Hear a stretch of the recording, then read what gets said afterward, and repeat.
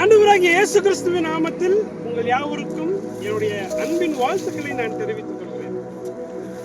ஆண்டவர் சொன்ன நிறைய உவமைகள் வேதத்துல உண்டு. அதுல ரொம்பவும் முக்கியத்துவம் வாய்ந்த சுவாரஸ்யமான எல்லோராலும் விரும்பி கேட்கக்கூடிய ஒரு உவமை இந்த நல்ல நிலத்தில் விதைக்கப்பட்ட விதை குறித்ததான உவமை. ரொம்ப அழகா சொல்லுகிறது.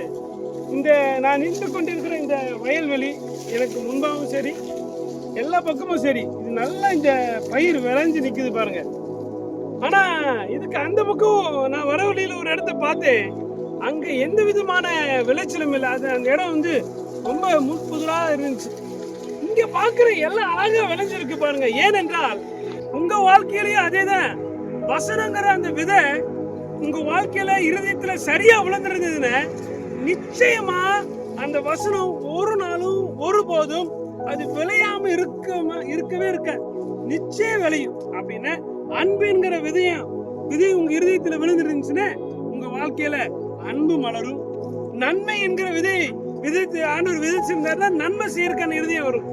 ஆண்டவர் விதைச்ச விதை உங்க இருதயத்துல நீங்க நல்ல நிலைமை இருந்தீங்கன்னு நிச்சயம் நீங்க கனி கொடுப்பீங்க. கர்த்தர் உங்களை ஆசீர்வதிப்பார். God bless you. ஆமென்.